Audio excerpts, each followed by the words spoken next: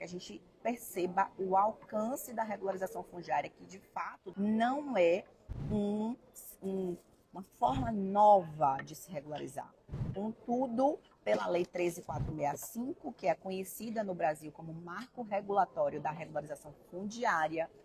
existe uma releitura flexibilizadora, ou seja,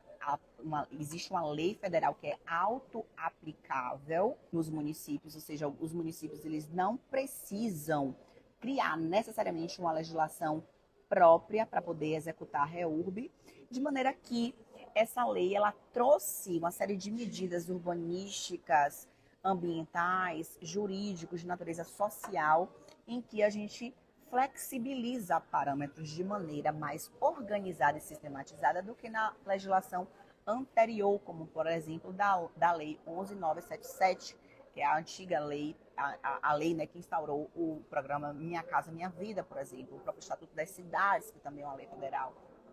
A própria Constituição Federal, que traz ali como o dever, né, o parcelamento correto e essa necessidade de se regularizar. Considerando que, sim, o nosso olhar é esse olhar de estruturação do processo administrativo, considerando que, apesar de não ser uma atividade privativa de advogados, todos nós precisamos entender a multidisciplinariedade intrínseca da REURB, já que a gente não vai apenas aplicar medidas de natureza jurídica, a gente vai ter que fazer esse olhar urbanístico, que é o seu trabalho enquanto engenheiro. Aqui é, inclusive, um canal de networking. Afinal de contas, não dá para você implementar a execução de REURB se não tiverem outros profissionais capacitados, que tenham método, que tenham o famoso, não é propriamente, mas enfim, ISO Carla Sabac, por exemplo, né, o método REURB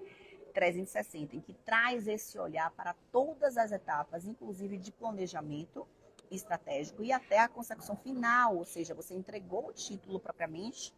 ainda que você seja empresário, que você seja engenheiro que preste serviço, que você tenha aí, com certeza, se você é empresário, um advogado na sua equipe, afinal de contas, somos nós que temos esse olhar para assessorar um processo administrativo de maneira que ele ocorra com a documentação correta, da maneira que o cartório de registros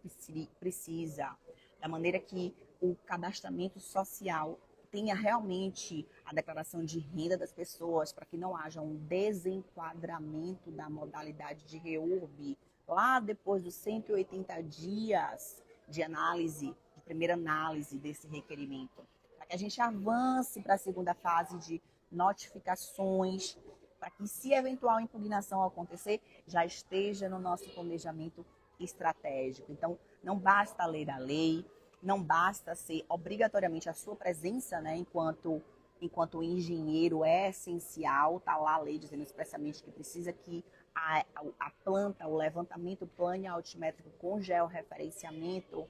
do núcleo, das construções, das ruas, de tudo que houver nesse perímetro que a gente vai delimitar e daquelas construções dentro daqueles lotes que a gente vai regularizar, que haja ali a comunicação de o que é que existe construído ou do que não está ocupado ainda, mas está dentro desse núcleo, que está consolidado aos olhos da prefeitura. É preciso que, por essa série de atitudes, de ações que a gente precisa tomar e que cada caso é um caso, você precisa ter metodologia. E essa metodologia não necessariamente você precisa desenvolver sozinho. Eu tive que fazer isso a duras penas, por minha necessidade de mercado, eu comecei a atuar e eu não podia esperar, eu não encontrei alguém que pudesse encurtar o meu caminho. Então, eu criei o meu protocolo operacional padrão e rotulei ele, eu criei um nome chamado de REURB 360. Então, esse olhar de onde eu vinha, ou seja, eu sempre olho de onde vem aquele núcleo e como que a gente está agora, ou seja, foi um loteamento devidamente aprovado. Está lá, ó, na matrícula, teve aprovação desse loteamento. Porém,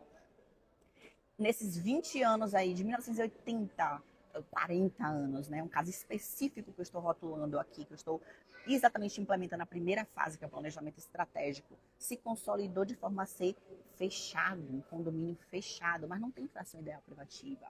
não tem fração ideal comum, mas tem CNPJ de condomínio. A prefeitura não troca mais as lâmpadas das ruas, nem faz o recolhimento domiciliar, No entanto, é loteamento. Então, que tipo de ação a gente precisa estruturar para que, na construção do meu requerimento, eu já conduza a prefeitura pelo melhor caminho ou pelos melhores caminhos, considerando que é dela o martelo final, é ela a autoridade principal, é ela quem tem esse poder de deferir ou indeferir. E a gente vai ver mais à frente que, na verdade, é um poder dever. Ela não tem tanta escolha assim de dizer, eu não vou fazer reúbe porque eu não quero. Não. Ela tem que fazer regularização fundiária dos imóveis, privados ou públicos, que estão ali dentro do perímetro municipal. Porque é sim o poder dever dela. Então, a gente precisa chamar para conversar, estabelecer o diálogo, criar pontes, mas sempre ter esse pano de fundo que esse poder vem junto com um dever. Afinal, todo bônus vem com bônus, não é verdade?